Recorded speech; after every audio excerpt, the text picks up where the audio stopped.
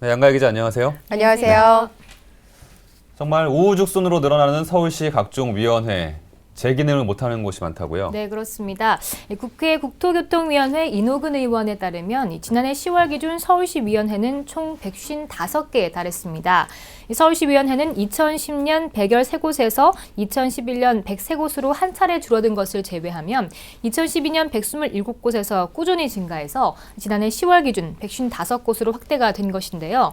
2011년 10월 박원순 서울시장이 취임한 후부터 약 4개월간 62개 위원회가 신설이 돼서 한 달에 1.3개꼴로 위원회가 생겨난 셈입니다. 네, 앞서도 네, 말씀드렸지만 4년간 62개요. 네, 네, 그렇습니다. 네. 심지어는 지난 1년 동안 회의를 한 번도 열지 않은 위원회도 있다고 하던데요. 네. 이건 뭔가요? 지난 1년간 회의를 한 번도 열지 않거나 겨우 1회만 연 위원회가 25개에 달해서 네. 부실 운영 문제가 제기가 되고 있는데요.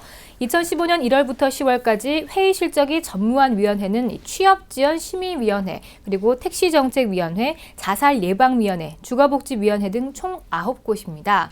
취업지원심의위원회는 중소기업 등에 취업하는 청년에게 취업지원금을 지급하거나 창업을 지원하는 정책을 논의하고자 2012년 1월에 설립이 됐지만 재기능을 못하고 있습니다.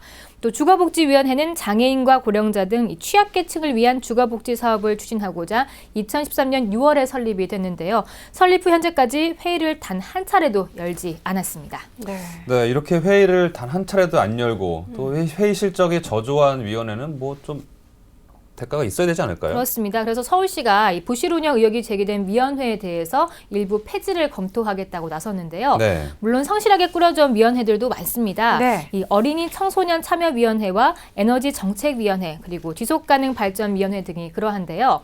하지만 활발하게 활동하는 위원회 중에서도 위원들이 관련 주제와 무관하거나 정치적 성향이 치우치는 사례가 있다는 지적도 있었습니다. 네, 설립만 해두고 재기능을 하지 않은 위원회. 이게 결국 서울 시민의 세금으로 운영이 되는 것 아니겠습니까?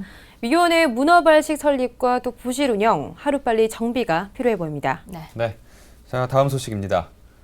경제활동에 참가하는 서울 여성이 꾸준히 늘고 있습니다. 하지만 출산과 육아 등으로 인한 경력 단절 현상은 여전하다고요? 네, 이 서울시가 발간한 2015 서울시 성인지 통계에 따르면 서울에 거주하는 만 15세 이상 여성 중에서 경제활동 인구, 즉 취업자와 구직활동자는 2014년 기준으로 238만여 명으로 2000년 이후에 가장 높았습니다. 네. 같은 기간 여성의 경제활동 참가율은 54%로 이 남성 74%보다 20% 낮았는데요.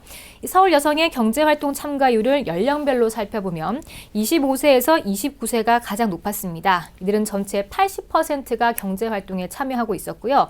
30세에서 35세가 70%, 35세에서 39세가 60% 이렇게 낮아지다가 40세에서 49세 65%로 다시 상승하는 것을 볼 수가 있었습니다. 네. 이는 30세부터 결혼과 출산 그리고 육아 등으로 노동시장 이탈을 경험하다가 고용률이 하락한 것으로 분석이 되고 있습니다. 네. 실제로 여성의 취업장애 요인을 묻는 질문에 대해서 여성의 56%가 가사와 육아 부담 때문이라고 응답했고 21%가 사회적 편견과 관행 그리고 11%가 불평등한 근로 여건 때문이라고 답했습니다. 네, 이렇게 해서 경력 단절 여성들의 경우를 설명을 해주셨는데요. 분명 경력 단절자 중에서 남성도 있을 겁니다. 네, 그렇다면 그렇죠. 여성과 남성 어느 정도 차이를 보이고 있나요? 네, 이 서울시 전체 경력 단절자 중에서 15세 이상 여성과 남성의 비율이 각각 66%와 34%로 여성이 남성보다 2배가량 많았는데요. 네. 이 공통된 것은 서울시 남녀 모두 재취업 시에 이렇게 직업의 수익과 안정성을 최우선으로 꼽는다는 점이었습니다. 네. 자, 우리나라가 여성들의 경력 단절을 대처하지 못해서 지난 13년간 사회적 비용이 195조 원이나 발생했다고 합니다. 1년에 약 15조예요. 네, 정말 엄청난 굉장하죠. 규모의 손실액이죠. 네, 경력이 단절된 여성들을 다시 노동시장으로 불러들이기 위해서는 여성이 일과 가정을 양립할 수 있도록 충분한 지원을 하는 것이 최우선 과제가 아닐까 싶습니다. 네. 자, 이제 마지막 소식입니다. 서울시는 한파로부터 거리 노숙인을 보호하기 위해서 지난해 11월부터 겨울철 거리 노숙인 특별 보호 대책을 진행하고 있습니다. 네, 특히 1월부터는 여성 노숙인 전용 일시 보호 시설을 확충해서 운영하고 있는데요. 서울시가 운영하고 있는 노숙인 특별 보호 대책, 그 현황은 어떤지 좀 알아보겠습니다. 네, 이 서울시에서 가장 중점적으로 추진하는 부분은 이 거리 노숙인들의 한파 사고 예방입니다. 네.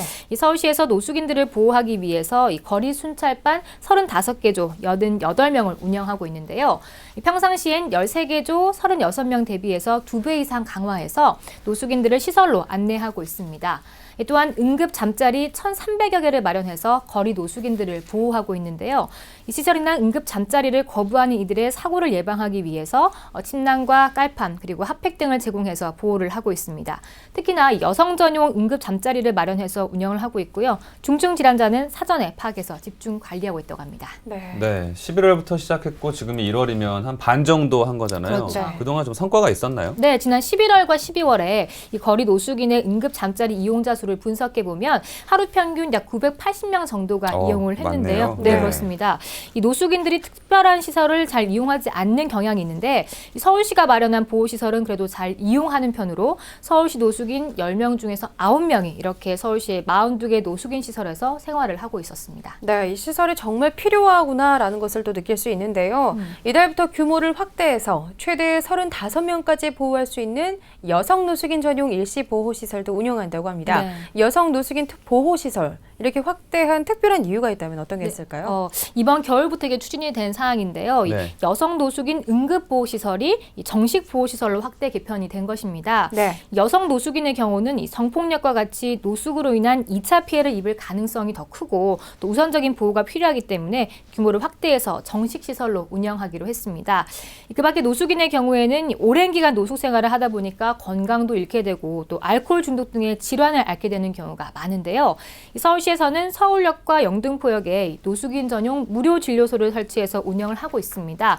이를 통해서 노숙인들이 누구나 쉽게 치료를 받을 수 있도록 하고 있고 이와 별도로 국공립병원과 정신과 병원 등 서울시 내 76개 진료시설을 지정해서 노숙인들이 의료 서비스를 받을 수 있도록 하고 있습니다. 네. 물론 따뜻한 잠자리를 제공하고 식사를 제공하는 것도 중요합니다. 하지만 네. 가장 중요한 것은 이들이 자립적으로 지역사회로 복귀할 수 있도록 만들어주는 게 아니겠습니까? 네. 예, 올 겨울에는 많은 노숙인들이 자활에 성공해서 더 이상 추운 거리를 헤매지 않았으면 하는 바람입니다. 네, 지금까지 양가희 기자와 수도권 이슈 브리핑 함께했습니다. 양가희 기자 고맙습니다. 고맙습니다.